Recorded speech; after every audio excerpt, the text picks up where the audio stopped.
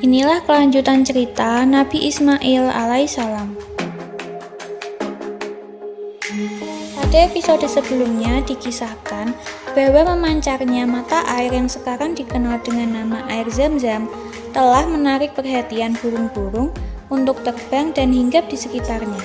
Hal ini mengundang perhatian sekelompok orang dari suku Jurhum yang melewati wilayah Mekah dalam perjalanan dagang menuju wilayah Syam dan Yaman.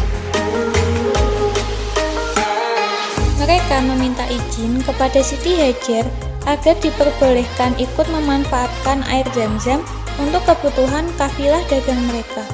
Pada akhirnya, suku Jurhum ini memutuskan menetap di wilayah Mekah. Keajaiban air Zam-Zam.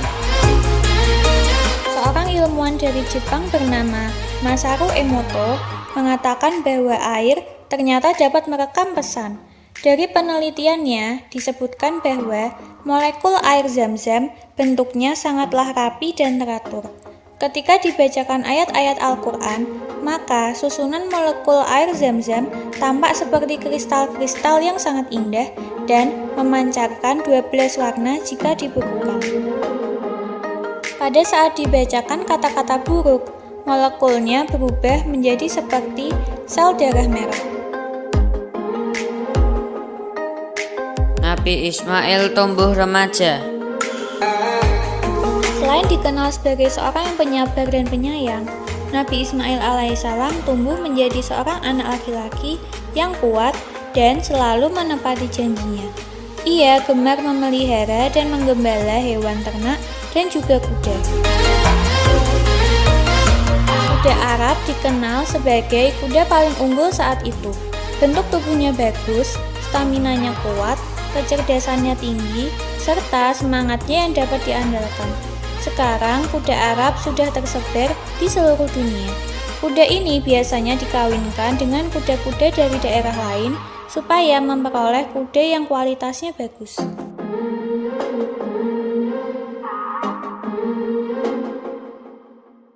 Jauh dari Mekah, di kediaman Nabi Ibrahim alaihissalam yaitu di Palestina, telah tersiar berita gembira bahwa Siti Sarah telah melahirkan pula seorang bayi laki-laki yang diberi nama Ishak.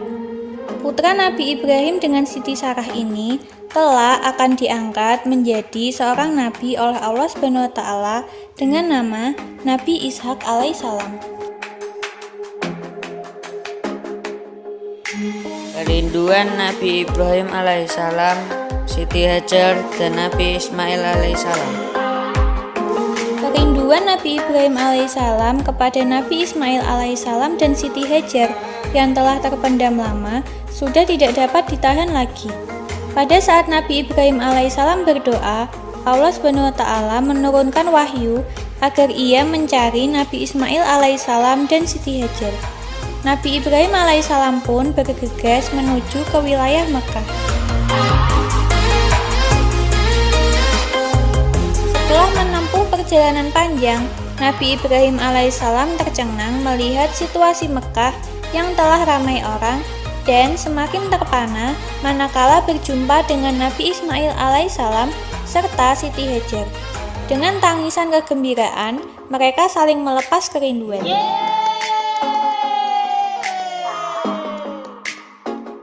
Kembali diuji oleh Allah.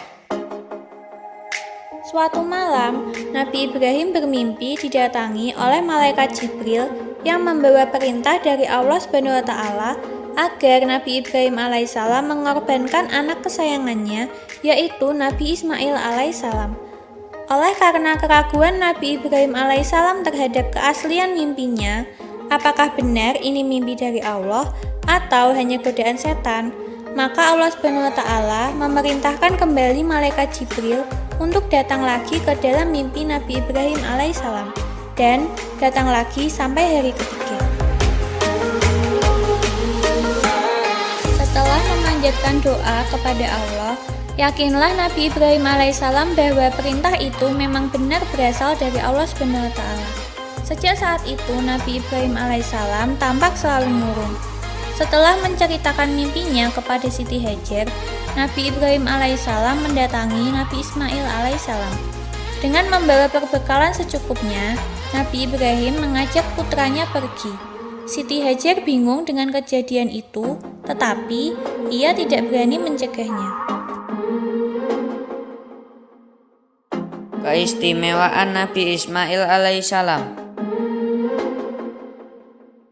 Sesampainya di sebuah bukit di tengah gurun, Nabi Ibrahim alaihissalam menyampaikan bahwa ia diperintahkan oleh Allah untuk mengorbankan Nabi Ismail alaihissalam. Betapa terkejutnya Nabi Ibrahim alaihissalam ketika Nabi Ismail alaihissalam terlihat tersenyum dan mempersilahkan sang ayah untuk mengorbankannya. Teriris-iris hati Nabi Ibrahim alaihissalam sebagai seorang ayah manakala putra kandungnya menjawab dengan lugas bahwa apabila itu memang perintah Allah, maka dirinya siap menjalaninya. Allah menyayangi hambanya yang bertakwa. Persiapan pengorbanan telah dilakukan. Ketika Nabi Ibrahim alaihissalam hendak melakukannya, Allah SWT menunjukkan kekuasaannya. Tiba-tiba, seekor domba besar yang gemuk dan sehat telah menggantikan posisi Nabi Ismail alaihissalam di tempat pengorbanan. Nabi Ibrahim alaihissalam semakin takjub karena Nabi Ismail telah berdiri di sampingnya dengan wajah yang ceria.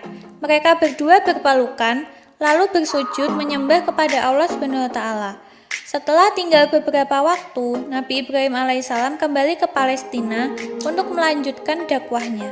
Peristiwa ini merupakan kunjungan pertama Nabi Ibrahim alaihissalam ke Mekah menemui Nabi Ismail alaihissalam dan Siti Hajar. Nabi Ibrahim alaihissalam mengunjungi Nabi Ismail alaihissalam 4 kali seumur hidupnya. Pernikahan Nabi Ismail dengan wanita suku Jurhum. Pada pertemuan kedua dengan Nabi Ibrahim alaihissalam, Nabi Ismail sudah dewasa.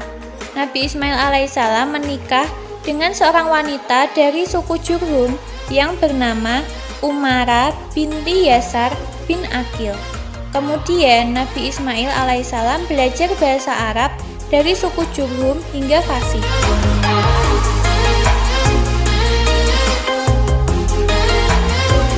Selang beberapa lama, Siti Hajar meninggal dunia. Nabi Ismail alaihissalam tinggal bersama istri dan masyarakat suku Jurhum di Mekah.